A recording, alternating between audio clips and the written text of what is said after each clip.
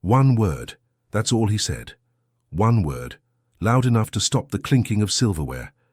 Outside, the Manhattan skyline pulsed in silence, its cold blue glow leaking through the tall windows of Bravura, a restaurant where plates cost more than rent. Inside, everything was polished. Marble floors, white gloves, laughter too crisp to be real. The kind of place where money didn't speak. It whispered, smirked, and watched. She moved between tables like a shadow, straight back, calm hands, quiet eyes. Her name tag read, Naomi. Most guests never looked at it. She was 28, though her spine carried the weight of decades. Her braids were pinned in a bun, neat and high, just like her mother's had been every Sunday morning. It was the third time that table had snapped for her. 7 white men in suits, one in a designer hoodie. The hoodie was the billionaire's son, the only black woman in the room, and he chose her. He leaned back, smirking, ice cubes swirling in his untouched glass. "You sing, right? Sing something for us." His voice cut across the room like a knife through velvet. Naomi didn't flinch. But something inside her cracked. A small, quiet place, sealed long ago. Naomi had learned early that silence was a kind of survival. In places like Bravura, where a glance could cost you your job, her silence had become muscle memory. She didn't speak unless spoken to. She smiled, nodded, remembered orders, allergies, preferences. She became invisible by design, until she was not. The evening had begun like most others. Slow at first, then a flood of black cars and cologne. High ceilings echoed with discreet laughter, and tablecloths were pressed like intentions. Naomi had worked this shift countless times, memorizing the invisible choreography. Turn before spoken to, never linger, always make room for someone else's presence. Table 9 had been loud from the start. 7 men, finance, tech, politics, the kind of men whose last names opened doors Naomi didn't know existed. But it was the youngest who made her skin tighten. Early 30s maybe, wore wealth like a joke, like a dare. Cam wore a Balenciaga hoodie while everyone else wore Brioni. His father owned buildings with names, companies that shaped legislation, charities that funded galas for causes they quietly worsened. The kind of father who didn't dine in public, but whose son did, flamboyantly, constantly. Naomi felt his gaze long before he spoke. It wasn't curiosity, it was possession. She walked away from the table after pouring another round of dry Chardonnay when she heard the snap of fingers, the same sound used to summon dogs, performers, or help. "Hey, Naomi, right? You sing?" Cam's voice carried a kind of lazy authority, the casual cruelty of someone who never had to ask twice. She froze, not fully, just enough that her spine locked. Her hands still held the empty tray. "So you look like you sing. Church maybe, I can tell." There was laughter around the table. One of the men looked uncomfortable, shifting in his seat. The others leaned in, amused. Naomi didn't move. "I'm sorry, sir?" Her voice was calm, trained. "You heard me." Cam smiled, wide and fake. "Sing something.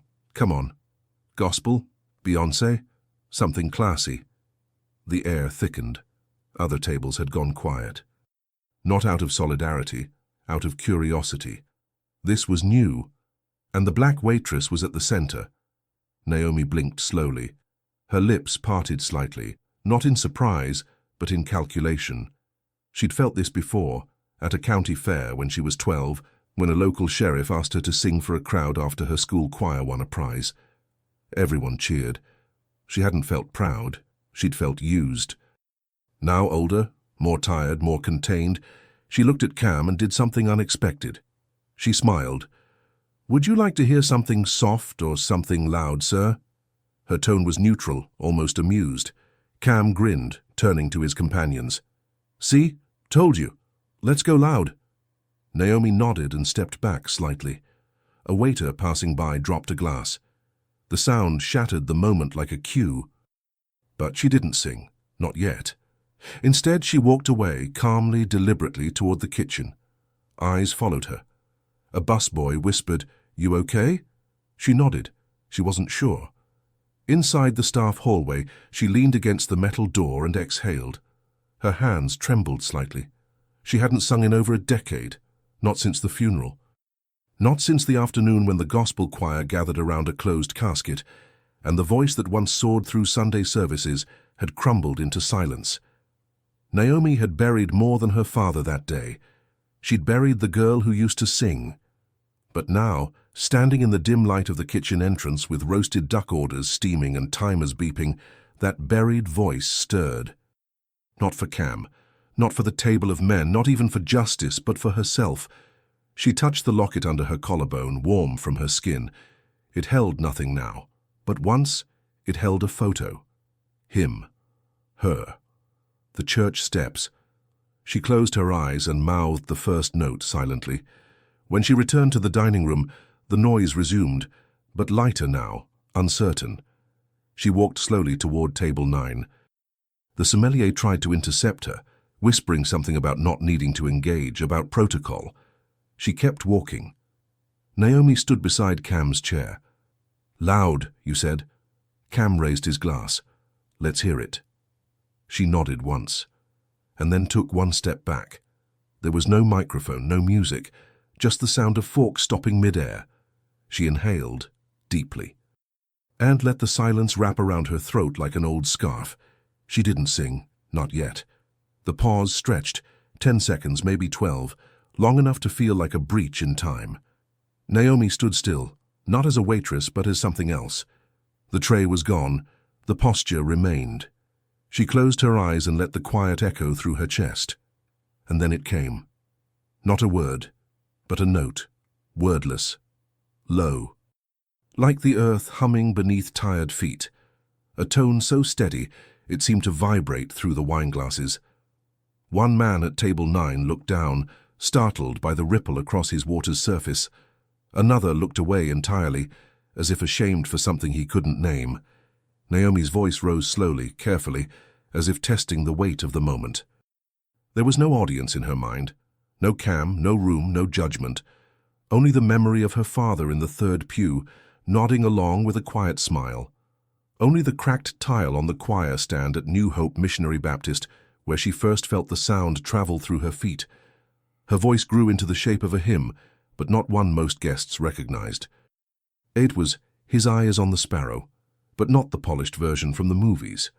No, this was the backwoods Georgia version, the one her grandmother hummed while hanging sheets. The one her mother used to cry through when the rent was due and the lights were out. Raw, unfiltered, black. As her voice climbed, so did the weight of the moment. It pressed against every polished surface of the restaurant. Waiters froze. Dishes stopped clinking. Even the maitre d', known for his sharp rebukes, stood dumbfounded near the host stand, lips slightly parted. Naomi didn't open her eyes. The voice moved on its own now, fragile in places, defiant in others. It cracked once, she didn't correct it. She let the crack live, trembling like grief. And with that crack she was 12 again. Sunday morning. The church was full. Her father wore his pressed navy suit, his fingers rough from decades of custodial work. He always sat on the aisle, right where she could see him.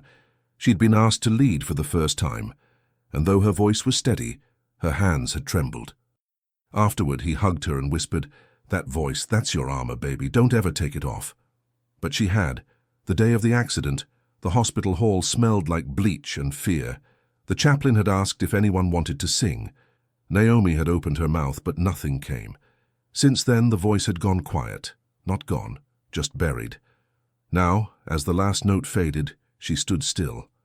Breathless, not tired, emptied. The room didn't erupt. There were no dramatic applause, just stillness, dense, honest. Cam said nothing. His smirk had vanished. He looked at her, but not into her, just looked, like someone realizing too late that they'd touched something sacred with dirty hands. Naomi turned without a word. She walked back to the kitchen, slower this time. She didn't tremble. She didn't cry. But something inside her loosened, a fist unclenched, a grief exhaled. In the back hallway, Carlos, the dishwasher, clapped once, quietly, just once. "You okay?" he asked. She nodded, but her eyes shimmered. "Wasn't just singing," he said. "I know." She went to the bathroom and washed her hands, watched the water swirl away, like old shame. then looked at her reflection. The same face, but the silence was gone. When she returned to the dining room, everything had changed in invisible ways. Table 9 was quiet. One man had left. Another stared at his phone, eyes wide. A woman at the bar mouthed the words, "Thank you," as Naomi passed. A child at another table whispered something to his mother. Naomi didn't linger. Back to work. A refill here, a cleared plate there. But the spell hadn't broken. Not fully. In the manager's office, the security footage had already been saved. One of the sous chefs had posted a 10-second clip. No captions, just Naomi's face and that voice. By midnight, it would reach 1 million views. But Naomi didn't know that yet. She only knew that something old had returned, not her voice, her ownership of it. In the locker room before clocking out, she sat alone. She looked at her phone. 3 unread messages from her mother sent hours ago. She hadn't spoken to her in months, not since their last argument. She clicked play on a voicemail. "Hey, just wanted to hear your voice. Been thinking about you. That song you used to sing. It came on the radio today. Made me cry. Call me, okay?" Naomi leaned her head back against the cold metal locker. A single tear slipped down. Not from pain, from recognition. The next evening, the restaurant glowed with an unusual tension. Naomi arrived 10 minutes early, an instinct more than a discipline. She wore the same black uniform, the same matte shoes, but inside something pulsed differently. Her voice had gone viral. The clip was everywhere, on Twitter, Instagram, TikTok. Black Waitress silences Billionaire's son with one song. The headlines distorted the truth, added shine where there had only been pain. They didn't see the layers, the humiliation, the restraint, the funeral echoing in her throat. They saw a moment, a spectacle, a frame. The manager called her in before the shift.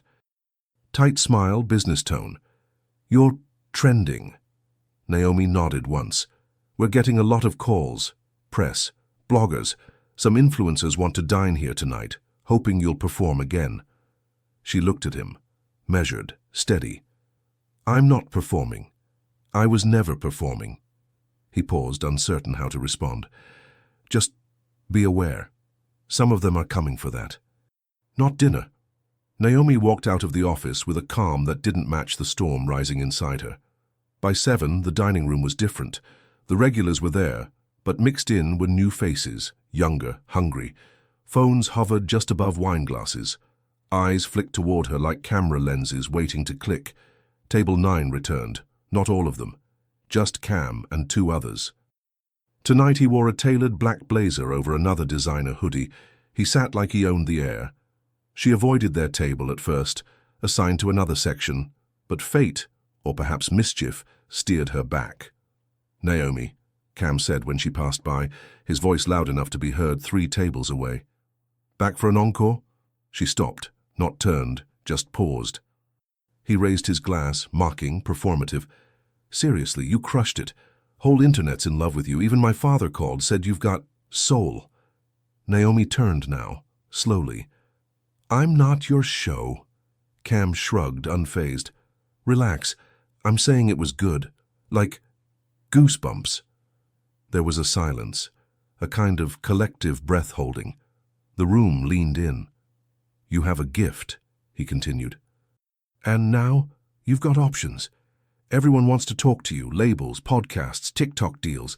My PR guy says you could get signed tomorrow." "I'm not interested," Naomi said. "You will be." He smiled, but it wasn't cruel this time, just entitled. Like someone used to getting what they wanted, even after apologies. One of the men at the table chimed in. "You're seriously passing on that? Come on, you could be the next—" Naomi cut him off, not with words, with her silence. A look. Cam tried again. "Just sing something else. One more, for the table. We'll donate to a charity or whatever. You choose." There it was again, the dare, wrapped in false generosity, power disguised as patronage. Naomi looked at him, really looked. "You know what I remember about that night," she said. Her voice was quiet, but the room was quiet too.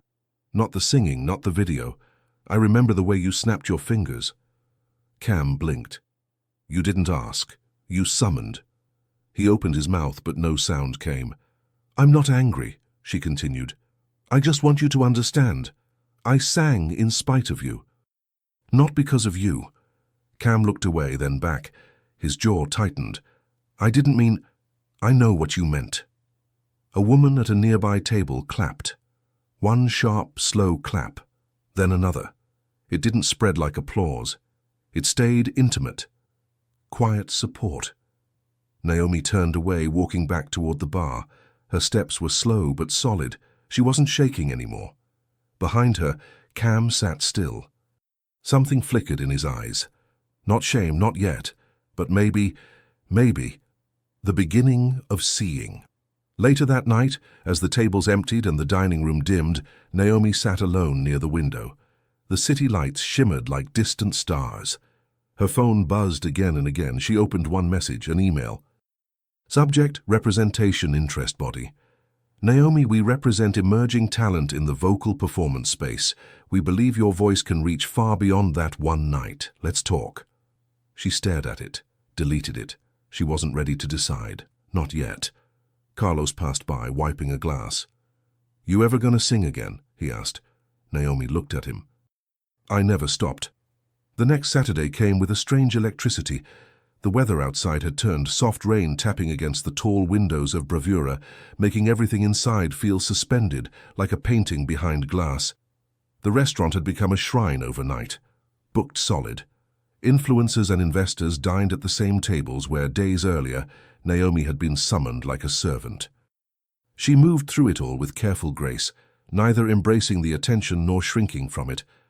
A quiet defiance radiated from her, the kind you feel before you see. Patrons whispered. Some tried to catch her eye. A few placed tips wrapped in notes. One woman left a napkin folded with a verse, "Sing unto the Lord a new song." By 8:30 p.m., something shifted. An older couple sat by the window. The man, black, wore a navy suit with a faded boutonniere, his wife in a burgundy wrap dress. They were soft-spoken, their presence unassuming. Naomi approached with her usual poise. You're the one who sang, the woman said gently. Naomi smiled. That's what they say. We came because of that, the man added. Not the video, the story. Naomi hesitated. Thank you. She reminded us of our daughter, the woman said, eyes glistening. She passed 2 years ago. She used to sing that same hymn, same tremble in the high notes. A hush grew behind Naomi's ribs. Her hand steadied on the menu. I'm sorry for your loss. Your voice helped, the man said. More than you'll know. She nodded and turned, but something stopped her. That ache in her chest, that place she hadn't dared to revisit. May I? She asked, glancing toward their table, then toward the empty space near the grand piano. The woman clasped her husband's hand. Naomi stepped toward the piano. No one announced her. No one expected it. And yet as she stood there, no tray, no uniform visible under the soft lighting, every fork paused, every eye turned. This time she didn't close her eyes. She faced them. The song began not with a note but with breath. Then melody. Sometimes I feel discouraged and think my work's in vain. Her voice had grown, deeper, richer, but it was the emotion that stopped time. Her voice wasn't perfect, it wasn't polished, but it reached, through suits and velvet chairs, through stock portfolios and TikTok screens, through the illusions that money builds. The walls of Bravura, once cold and immaculate, now felt warm, human. At the third verse, a man from table 3 dropped his head. His shoulders shook. A white woman across the room whispered the lyrics under her breath, as if recalling a grandmother's prayer.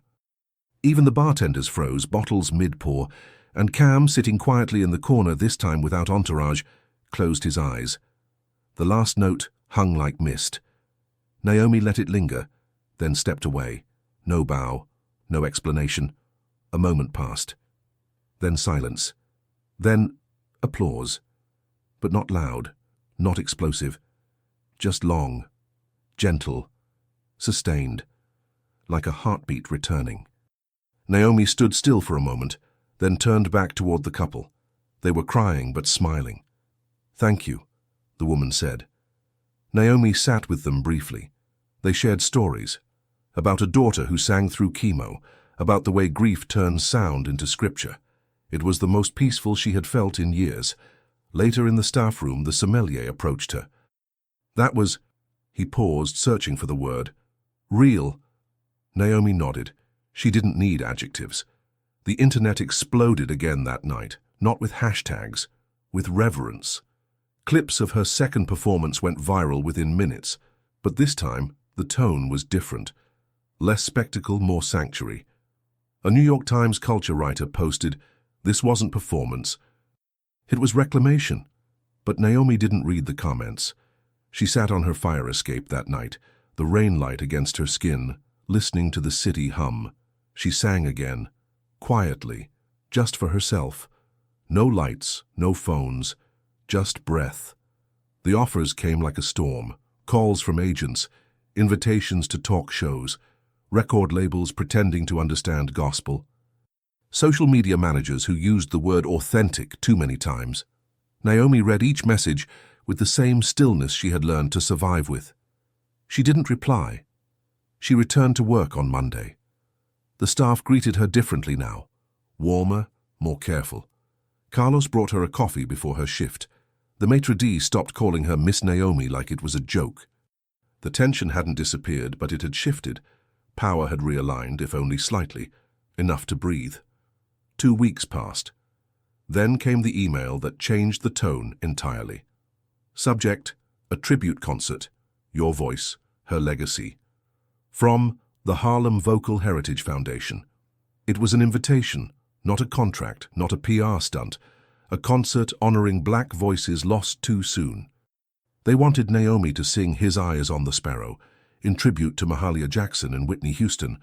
No cameras, no press, just sound, story, memory. She stared at the screen, then called her mother. There was a pause when the phone connected, long enough for 2 years of silence to fit inside it. "Hi," Naomi said. Her mother breathed out, fragile.